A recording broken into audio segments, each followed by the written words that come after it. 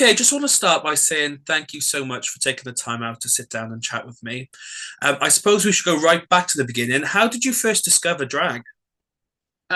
So I started doing drag when I was like a cheerleader in university, Hmm. as like we were doing socials and it was like musical theatre social and stuff. And I was always like, "Oh, I want to go out as like Elle Woods." My drag back then wasn't good. It was lipstick, eyeliner, like a bit of mascara, and I was like, yeah, I'm drag. And so how did that go then from sort of just something for fun to more of a career almost? I think well, when lockdown hit, we didn't really have much to do. I was Hmm. living with my partner's parents and stuff. So we'd spend afternoons going, oh, we'll just practice drag makeup and stuff. And then from there, like I was always nervous about performing because obviously I'm a drama student, but I wanted to get into it more. So I took a chance doing Queer Do's Draglins like Okay. 2 years ago. Hmm. Yeah. So did you and your partner do did your partner know about the drag before you were together, or was that something that you discovered at the same time? How did that work? Yeah, so like we joke and say it's a bit weird to refer to them as my drag daughter, considering they're my partner.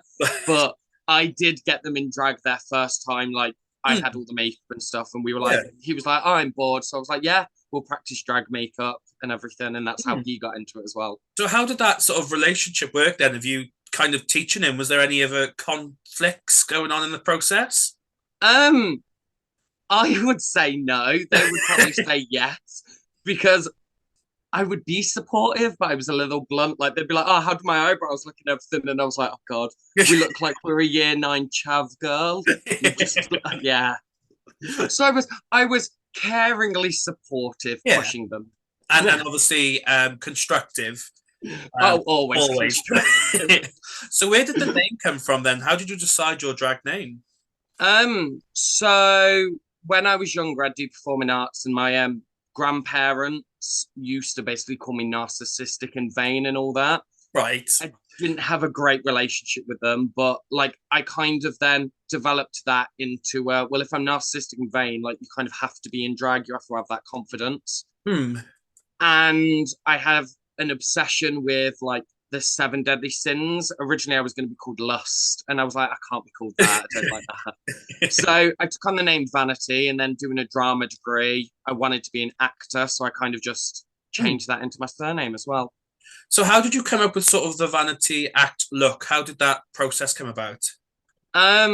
So when I started fully like going how I wanted it to go, I'm like a big Dolly Parton Hmm. fan, and like I really like the horror movie like bimbos that like Yeah. run, and like if you think of Scary Movie, the first bit where Pamela Anderson's running away from Mhm. Ghostface, like that kind of aesthetic. So I kind of wanted to mix bits of horror and like those references with like the campy, like big Yeah. boob, big hips, blonde bimbos. Hmm. And so what was your first time like performing then? Obviously you've got a history of being a performer, but how was the first time in drag? So the first time in drag was it at a Pride event in Aberystwyth. Hmm. Um, I got so nervous before going on. They have a drink in Aber called the Quivering Shaft. Right. Yeah, which is like a pint glass. It was really alcoholic. I had four of them before I went on stage. I think I looked really good, but I remember the next day feeling really, really ill because I panicked and did a death drop too quickly. And if you Right. watch the video back, you can hear my head collide with the stage. So I think I gave myself a mild concussion. But you looked great doing it. Always. So on to from there then, you sort of started Hell House. Do you want to talk a bit about what Hell House is? So Hell House, I wanted to create an event that had themes and like audience participation. So like I've visited Brighton and gone to Polyglam, which always has like Mhm. audience themes and coming in costume. I've been like coming from Birmingham originally, going to like loads of Birmingham shows and everything. I wanted to bring a show to Cardiff that had the ideology of every show would have a different cast Hmm. and every show would have a theme people could like dig their teeth into because I Yeah. quite like having a concept for my like performances. Hmm. And I know how hard it is to try and break out or get somewhere in Cardiff. So I Yeah. wanted it to be a space for like, you can come, you have two 10-minute slots, and they're your slots to do whatever the hell you want to do. Oh, And amazing. like really give more people chances to perform. So it's not like the same cast every single month Hmm. And or how every did other. we've had the first show? How did the first show go? What was the feedback like? Really, really good to be fair. I was really nervous with it. I thought it's either going to go really, really well or not very good. And I've already had like loads of people messaging me going, "Oh my God, I was so sad I missed the first one. It looked so good." Hmm. So we've had like some really good feedback. And I think that shows when I put out like a cast announcement of who wants to perform, I got way more people asking to perform than like spaces I had. So I was like, Yeah. oh God. So I think that just shows how well Yeah. it went. And obviously, I did a little write up of the show, and obviously, I really enjoyed it, and I thought it was fabulous. And Thank I'll you. put the link in the description so people can obviously read about it, um, and stuff like that. But obviously, the name Hell House, the name itself, obviously, is touching on that sort of camp and horror essence you Yeah. initially into your drag. So, why did you decide on the name Hell House? I came up with like four or five different names, but I wanted again to link it back to like the seven deadly sins, the idea of hell and everything. And everyone always goes, "Oh, gay people are going to hell," and I'm like, why not turn that into a more fun thing? And then the reason I added house at the end was because I wanted it to be like a family thing. So anyone that performs in Hell House, I'm creating a big group chat for. So Hmm. then it just helps create connections across like the Hmm. scene. And like we last month we had Diomeda from Bristol, but then it means if they want to break out in Cardiff, they've got connections now, or they need Yeah. someone, they've got people they can chat to and stuff. And obviously that idea of houses is obviously tends to be a lot bigger in America, but it's the idea of Yeah, performers coming together, forming those groups, forming those connections when sometimes those family connections are not as they should be. yeah, And obviously forming a group of not only you had new performers, and you've obviously on yeah, the next lineup, we'll talk about that in a minute. You've got a first time performer, you've got yeah, established acts in the Cardiff scene, you've got international acts. So forming that group is just obviously so helpful, especially if you're trying to get your name out there, which is yeah, fantastic. So obviously, based on the success of the first show, you've now moved on to the set plan in the second one. Do you want yeah. to talk a bit about that and its theme? So the second one is in February. It's called Love and Hate because I think lots of people have a love and hate relationship with Valentine's. You either love it or you hate it. So I think it can bring like two different sides. And then choosing the acts, I was like, I know every single show I want a diverse Mm-hmm. cast and people I know that are going to turn it out. So Alibama and Shay with the C were obvious choices Yes, because after incredible. seeing after seeing Shane Etters, I will admit I was concerned when Shay told me they were first gonna. I was like, have you performed before? But honestly, from week one, like Shay really like anyone that thought, oh, they're not gonna succeed. She literally stood there and went, "Oh, I'll show you why you're wrong." And like, I Yes. was so impressed with Shay. Alibama's a good friend of mine, and she always turns it out. Yeah. And then Ace is a good friend of mine. We've been friends for about a year now. And she's kind of, it wasn't my choice. She kind of forced me to adopt her as her drag, as my drag daughter, and was like, "Oh yeah, you're my mother now." I was like, "Oh okay," but like I know they're gonna turn it out, and Hmm. it'll just be so much fun, like sharing the stage with so many people I adore working with. Yeah. And obviously, you've put a post about, Alibama and Shay with a C being sort of trans excellence, which is obviously Yeah, another group that you are shining a light on and bringing together, which is obviously needed yeah. instantly, which is fantastic. So what can people expect from Love and Hate then? What sort of things? Obviously, don't give away too much because I know you like So teases. there's going to be a lot of camp. There's going to be a lot of fun. We're going to have a little auction for like the mini game in the middle, but Okay. you'll find out more about that later in January. But yeah, it's just going to be loads of fun, and I'm so excited to work with Fuel because they were so up for like taking on our show and Hmm. seeing how things could develop and everything. Yeah, because obviously I was there for Cabaret of the Curiosities with Ice. Yeah, It's such a fab venue because you're kind of in part of the venue, but you're tucked away, Yeah, in a sense. So it's not like you're in a nightclub, but you are inside the venue, which is amazing. yeah. So alongside this sort of organising events and stuff like that, what is next for your drag and your character? Where do you see them going? Well, at the moment, I'm quite enjoying me and Glass are doing a lot of brunches up and down Hmm. the country. And I think me and Glass working together is doing like really, really well. The audience seem to like it. So it's looking in to see if we can take that double act to Yeah. create something more than just brunches or something. Because I think that would be really, really good because we bounce off each other really well. So obviously, for those who don't know, what's the difference, say, between a brunch and a normal drag show? Then how are those dynamics different?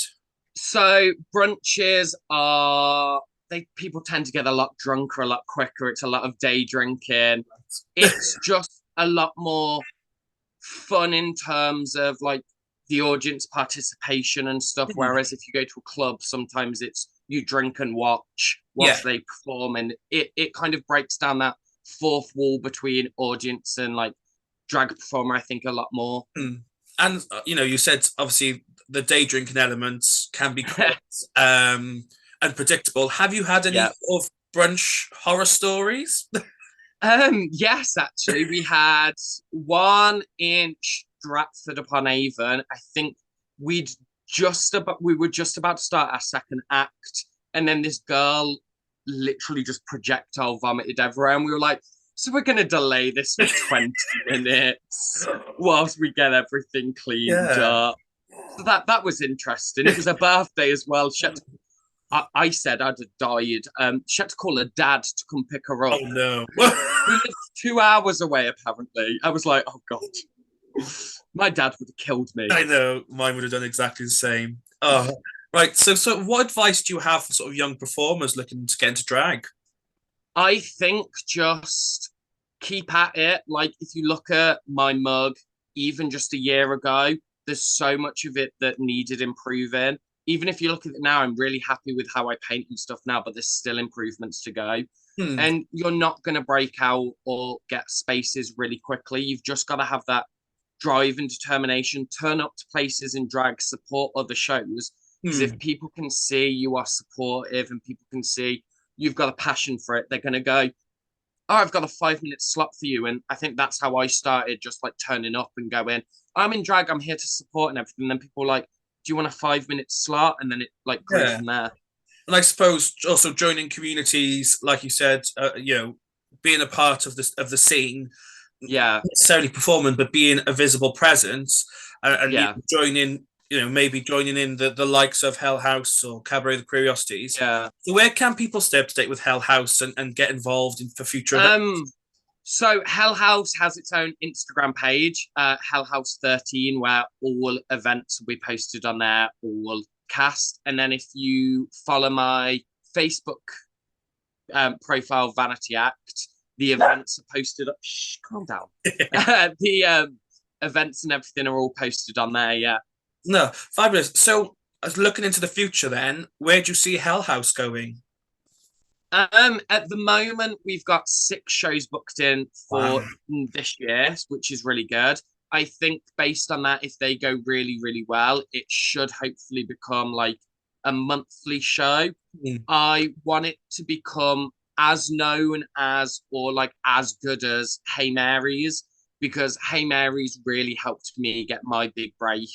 Mm. And like all of them there have been so supportive of me. So I kind of want to re-continue that Yeah. without stepping on their toes and without taking it away from them, Mm. but like having like a different show that allows people as Yeah.